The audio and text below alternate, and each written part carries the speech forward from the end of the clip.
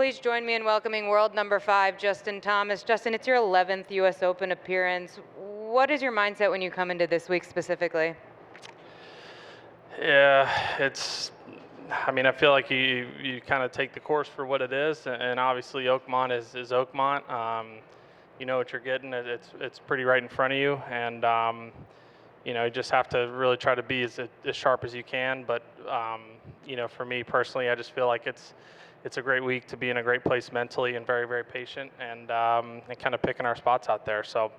Hopefully the weather can be nice to us the rest of the week and can soften or firm the course up a little bit, and it'll be a nice test.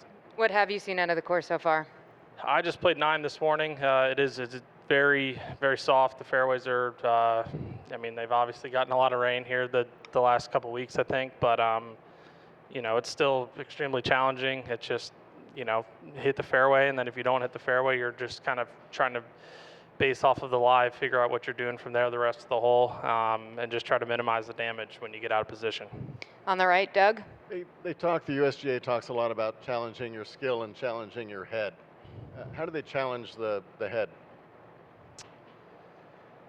I think the good thing for them, they're fortunate, with kind of like the main core of U.S. Open courses, they don't really have to do anything to try to do that. You go to a place like this, they don't need to set it up any differently or trick it up or do anything for it to challenge both the physical and mental part of our game. Oakmont is plenty challenging in both of those aspects, but I just think it requires just patience and discipline. Just because it's if you just get lazy, like on any drive, any wedge shot, any chip, any putt, you can kind of look stupid pretty fast, especially at a place like this. What's it mean to have a good attitude? That's a great question. I'm sure everybody would define it differently. I think for me, just being very committed to what I'm doing, being kind of accepting of the results, and being just very, very committed is for me. I think once I start second guessing myself or not, trusting my instincts is kind of where I get myself in trouble. And then, when I do that, then I naturally am pretty pissed off if it doesn't work out, because it wasn't because of the shot. It was more from the lack of commitment. So that's where it starts with me generally. On the left, Jerry?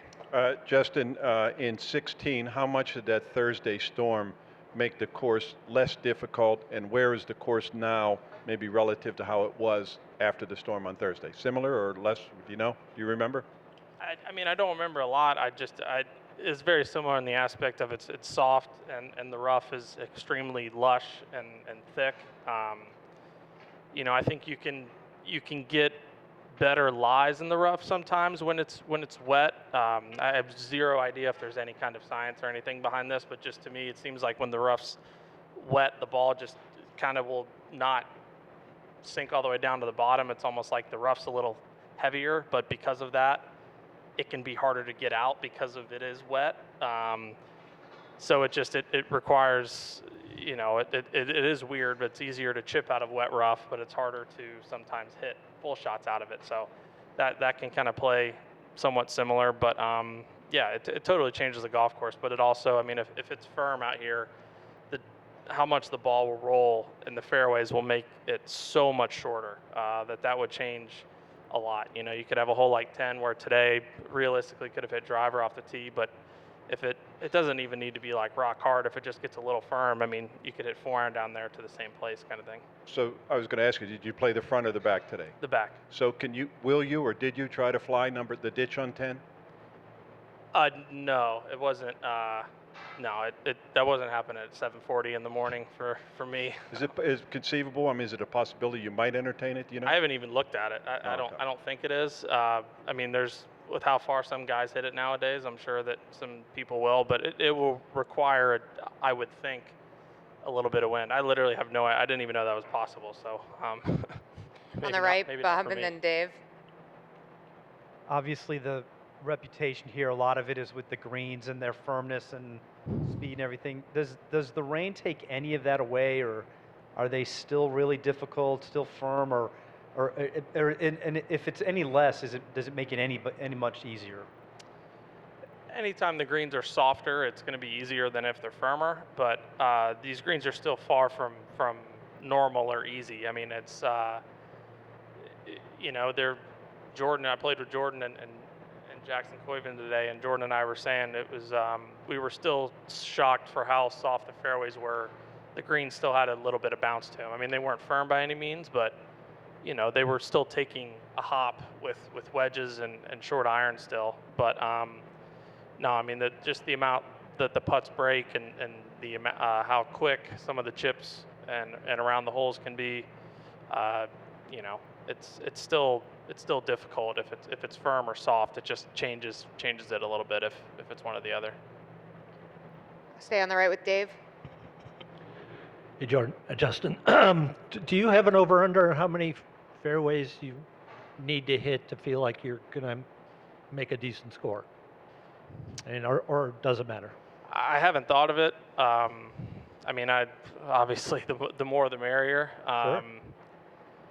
I mean, one of the best rounds of golf I've probably ever played in my career in 2016 here on Friday. I think I hit 4 fairways, but I remember I hit 7 greens and I shot 69. I chipped in 3 times. I was beyond exhausted when I got done. I actually played with Brooks the first 2 days. I remember he was so pissed off at, like, he just couldn't get over it. So I would prefer to not do that. But if that means I shoot 69 every day, then I'll take 4 fairways and 7 greens right now. Absolutely. Are you against hack out rough, or are you okay with it? I don't know. I mean, I'm fine with it. I don't know. I understand the strategy aspect. To people who are like, well, it doesn't require any thought. You just take a lob wedge and hack it out. But to me, it's like, well, at the same time, that just puts even more of a priority on hitting the ball straight, which I would think is going to lessen the chances of guys just pulling driver out of their bag and sending it as far as they can every hole. But also, I mean, like Jackson had a lie on 15 today that we were kind of like thinking, is it a 6-iron? Open up a 6, or could you get 7? And he tried to hit 6-iron, and it looked like he could, and he hit it like 4 feet in front of him. So it's not like every time you hit in the rough, you're grabbing lob wedge and hitting out. You have to think, how far can I hit this? And I think that, to me, there's no such thing as complete hack out rough. Like these guys, I mean, we're gonna get luck. A lot of people walking in the rough, you're gonna get some lies that are decent, but you're gonna have some tempting lies that may, guys might try to push the envelope when they shouldn't, kind of thing. Front left, King. Justin, with the forecast looking like it's going to firm up over the course of the week, does that make the tournament rounds a little bit harder if during the practice rounds it was significantly wetter, significantly softer? For sure. Luckily for me, though, at least everybody else is doing it too. It's a part of it. I mean, we play enough tournaments and enough golf courses over our life and career that they change. I mean, the courses change. They just, especially weather permitting, we know that if they get the week of weather that they'd like, the course is going to play completely different come Saturday and Sunday than it does, Tuesday, Wednesday. So if it's an adjustment that we all need to make, it is. But we're still feel like we're able to get the proper prep around the greens and on the golf course, soft or not. We're going to hear on the right. Yeah, Justin, how many drivers, given the condition of the course right now, would you envision hitting around here? And should it dry out, how many would you hit then? I hit 1, 2, 3, 4, hit 5 on the back 9 today. Probably would have hit 1 on 1, maybe 2, 3, 4, maybe 5, 7, maybe 8 if they decide to have the tee back for some stupid reason, and maybe 9. So I mean, the thing is, you have a whole like 15 that today. I mean, I hit driver, but again, if it gets a little bit firm and it's downwind, I could hit 5 wood. So it's I think that's cool. I think you have a lot of tee shots out here where you're not just like grabbing a club, like you're stepping up on one, and some guys might hit 3-wood or they may hit driver, and on 2, it's like you could see anything from like 5 or 6 iron to driver. So it really is just kind of a comfort thing, and what people are feeling, or maybe a certain game plan they have. Yeah, like, do you envision one of the very longest hitters not having to hit too many? Potentially. I mean, you look at someone like Rory McIlroy. It's like you drive it like he does. I would pull that driver out as often as I can. I mean, he hits it further and straighter than maybe anybody that's played the game. So it's hard to argue why he wouldn't hit driver as often as he could. But it truly is dependent on the player and their strategy. A few more back right, Ryan. Because of all the different strategy things that you've got to think about, how much more difficult or not necessarily difficult, but how much different is practice than these couple days here at this golf course compared to other venues and whatnot? Do you have to do a lot more homework, so to speak? Yes and no. I mean, I think, not to come off the wrong way, these are some of the worst practice rounds of the year, a U.S. Open. You tee off in the middle of the day, today or tomorrow, and it's going to be probably a 3.5 hour, 9 holes. Everybody's got to hit a chip and a putt from every single, seems like, spot on or around the green, which it is helpful. But I mean, for me, I feel like if it's a place I haven't seen, I understand why you want to do that. But then again, at the same time, at least what I've noticed, it is very helpful. But if I'm not hitting it where I want and controlling the ball like I want, it doesn't really matter if I've hit shots around the green or not. I'm going to struggle if I'm not hitting it well. So it's getting kind of the general lay of the land. And I was fortunate enough to take a trip before this to maybe spend a little more time. But it's more so many of these holes you can stand on one part of the green or look around and you're like, okay, this is not good. This is fine. This is not good. This is fine. Write it down, remember it, whatever you have to do, and then move on. I feel like I'm going to spend more time, on the practice green or on the putting green. Of that's where I'm trying to dial in the stuff that I can maybe do on the course, and then when I'm out there, pick up little stuff here and there. Just one other follow-up. You said you played with Jackson Quaven today. Is there something about his game that impresses you? I'm just curious what your thoughts are on his game. Yeah, he's a lot of it. I mean, he's very impressive. He's a great kid. He's just I love his action. He's got a great swing. I feel like his ball flight's really good. And he seems comfortable. I think it was great. I was glad Jordan and I got to play with him today. Chris Williams, who's caddying for him. I played a lot of junior and amateur golf with Chris, so it's good to kind of hang out with him. And I think he's got a very, very bright career and future ahead of him, and I'm excited for his opportunity to play in here this week, and I'm sure he'll do great things, not just this week, but going forward. 2 more back left, Keith. About the mental aspect of the game, how much does this course psych a lot of the other players out who heard so much about this course and how difficult it is, and how do you maintain your mental focus after having played here in 2016?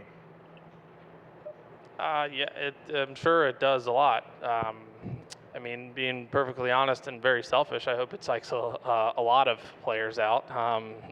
But it's a part of the preparation, like trying to go hit wedges or trying to get the speed of the greens or anything. It's getting a game plan for how you're going to approach the course mentally and strategically. And I understand this place is hard. I don't need to read articles, or I don't need to hear horror stories. Like, I've played it, I know it's difficult, but I also have faith that if I go play well and I'm driving the ball well and hitting my irons like I know I can, I'm gonna have a lot of birdie opportunities. So I just need to kind of pick my spots and take the hole in the course for kind of what I have that day, kind of thing.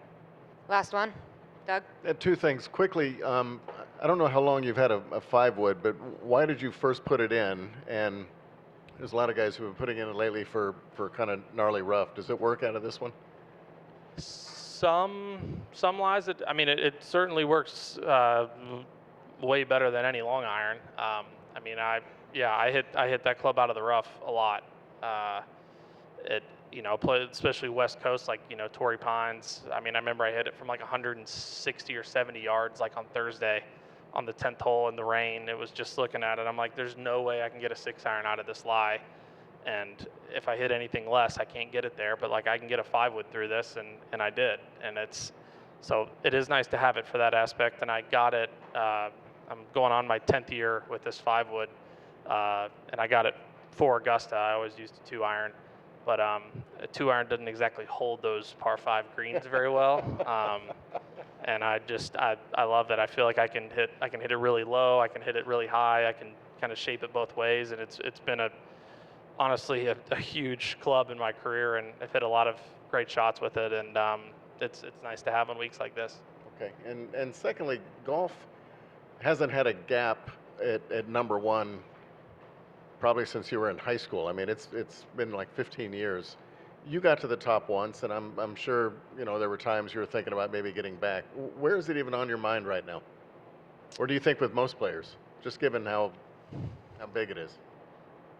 I mean, it's still on my mind. I mean, I even had the thought last week of, I'm sure some people will laugh, but it's like if I can even catch them this year, it's like, if I win however many tournaments the rest of the year, and I don't know, maybe Scotty doesn't play or something. I think that's the thing about it, is it's guys are playing unbelievable like Xander did last year, like Rory has this year, but it's just that Scotty is also doing that. So you can't really catch that if he keeps doing what he's doing. So, but it's still on the forefront of my mind, and it's something that I'm working toward. But I obviously can't do anything about what he's doing, and he doesn't seem to be showing any signs of slowing down or wanting to. So, just try to go win some tournaments, and hopefully it get close sooner rather than later.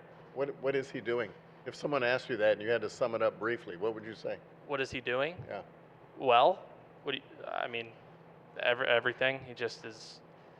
It's effortless. I mean, he's every single aspect of his game is unbelievable. I think his mental game is better than anybody out here. I think to be able to play with those expectations and to stay present as often as he has, to me is maybe more impressive than even the golf he's playing. I just think it's so hard to do, and it's also so hard to explain if you're in his shoes. But he just it doesn't make any mistakes, and almost kind of lets himself be in contention versus forces himself in contention. He just seems to be playing better. So I'm sorry, I don't want to get yelled at by Julia, but where are you in terms of forcing your way into contention and letting yourself get there? In terms of measuring where you are? I'm getting better at letting myself get into contention. I think better at. I feel like I was letting myself last year, but then come Saturday, Sunday, I was forcing it and trying to win the tournament versus just playing and trusting and believing. Like I feel like I did that in Tampa this year. I feel like I did it at Hilton Head. I feel like I did it for 15 holes of on Sunday of Philly, and then forced the issue on 16 and made bogey. But it was like at Hilton Head, I just had full just kind of acceptance, and like I'm just going to play here. And yeah, of course I wanted to win, but it just was like I'm doing the best that I can out here. I'm not like, if I have a birdie opportunity, I'm going to try to make birdie because I want to make birdie, not because I need to try to win this tournament. And it's just, getting into that more so would be better. Thanks, Justin. We appreciate the time. Anything else, Doug? You good?